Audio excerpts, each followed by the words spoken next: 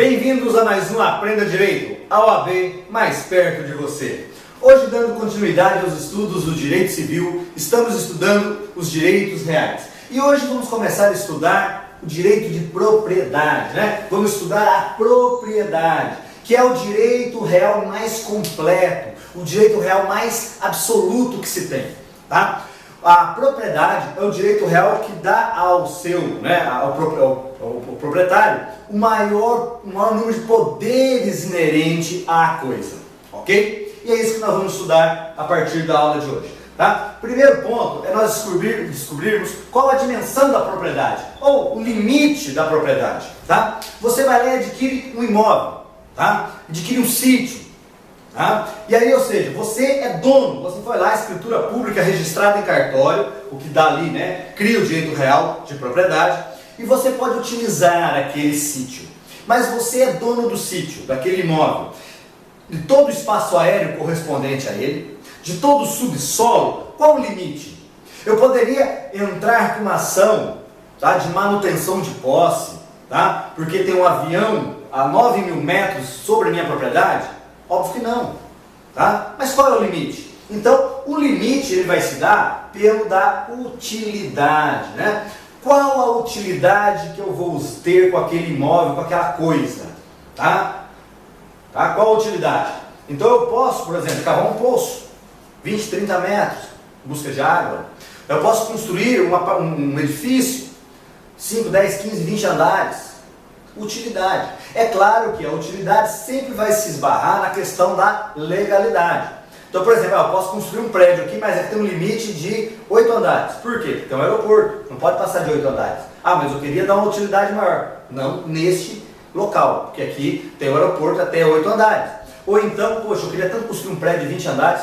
Não, mas aqui o terreno ele só comporta um prédio, por exemplo, de 12 andares. Ah, mas eu queria um de 20. Não, 20 o terreno não comporta, tá? Porque aí é muito peso, né? Pode trincar, pode cair o prédio futuramente. Então, é claro, tem limites legais e limites também, né, naturais para o exercício da propriedade, ok? E também a questão, né, lembrando, né, que a Constituição Federal determina que as jazidas, tá, são de propriedade da União. Então, se eu tenho um imóvel, eu lá cavando um poço para água, eu acho uma jazida de algum minério, tá? É claro que essa jazida, essa propriedade é da União, não é minha, ok? Então, nós já sabemos qual que é a dimensão, quais são os limites da propriedade.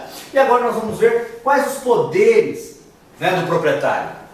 Se a propriedade, como eu falei, é o direito real mais completo, porque dá ao seu, né, ao proprietário, a possibilidade de ter um número maior de poder para exercer essa propriedade, tá? Nós temos aqui 4 poderes. O primeiro deles, o poder de usar, tá? Eu posso utilizar a propriedade, tá? É claro que usar é praticamente, né, autoexplicativo. Como é que eu vou usar a propriedade? Vai depender para a finalidade que ela foi criada, tá? Então eu vou utilizar a coisa, exercer meu direito de propriedade de uso. Como que eu vou fazer isso? Utilizando a coisa para os fins que foi criado. Então, se eu tenho um apartamento que ele foi criado para residência, eu não posso abrir o quê? Um comércio, tá? E assim por diante. Pode ser um bem móvel também, mas você vai utilizar para quê? Para o fim para o qual foi criado.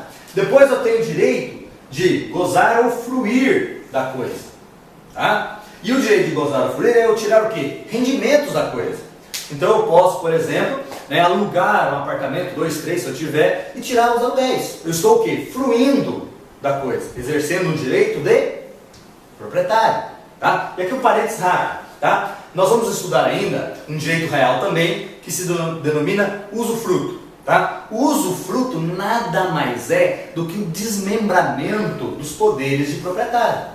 Então, se eu pegar o direito de usar e fruir e transferir esse direito a um terceiro, eu estou criando o quê? Um uso-fruto, usar e fruir, tá? Esse terceiro vai poder utilizar, né, da coisa ou fruir dela. Então, por exemplo, eu tenho um apartamento e eu crio um usufruto para o João desse apartamento. O que o João vai poder fazer com esse apartamento? Usar, morar nele, tá? Ou fruir, alugar e ter, né, rendimentos através do aluguel desse apartamento. O João vai poder dispor? Não. Reaver? Não, com base na propriedade, tá? Porque aqui, esse reaver aqui né, é o reaver do proprietário. Tá? Como possuidor, lá na proteção possessória, né, o usufrutuário vai poder, né, exercer lá, porque ele está na posse lá também. Tá? Mas, né, o usufruto, por exemplo, nada menos do que, né, o desmembramento dos poderes do proprietário. Ok? Depois, o proprietário ainda tem o direito de dispor. Dispor de que forma? O bem é meu, eu faço o que eu quiser com ele. Se eu quiser vender, eu vendo. Se eu quiser doar, tá? Se eu quiser deixar lá, né, sem fazer nada, eu deixo. Eu sou o dono. Eu posso dispor do meu bem. Tá? Só que aqui no que tange a esse dispor, nós temos que fazer uma consideração. Nós já vimos em aulas futuras, em aulas passadas, que a diferença do antigo sistema patrimonialista para o sistema existencialista da atual Constituição Federal, né? É o que se denomina, né, a publicização do direito privado, né? Eficácia horizontal, né, das garantias fundamentais e assim por diante. Isso quer dizer o quê? Que por mais que eu possa dispor da minha propriedade, fazer o que eu quiser com ela, se for um bem imóvel, por exemplo, tá? Eu tenho lá aquele bem imóvel lá, né, sem dar utilidade nenhuma para ele, a Constituição, ela determinou que a propriedade tem que ser exercida o quê? A função social da propriedade.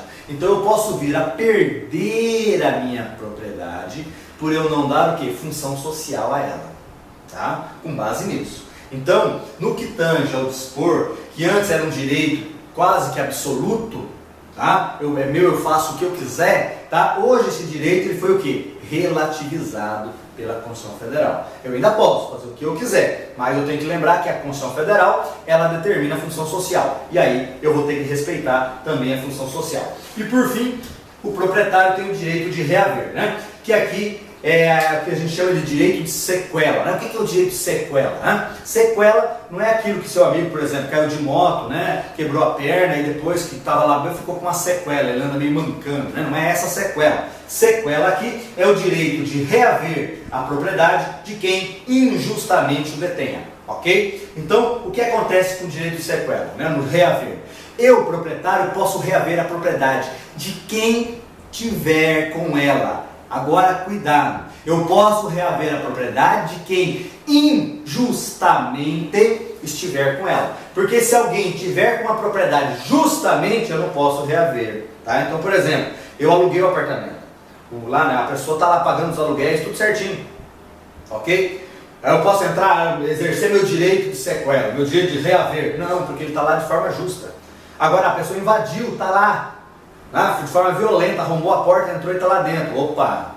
Aí ele está lá de forma injusta. Eu posso reaver de quem injustamente, né, está lá. Eu posso reaver essa propriedade. E reaver através do quê? Né? De algumas ações que vai ser tema das nossas próximas aulas. Ok? Então, aprenda direito. A OAB mais perto de você.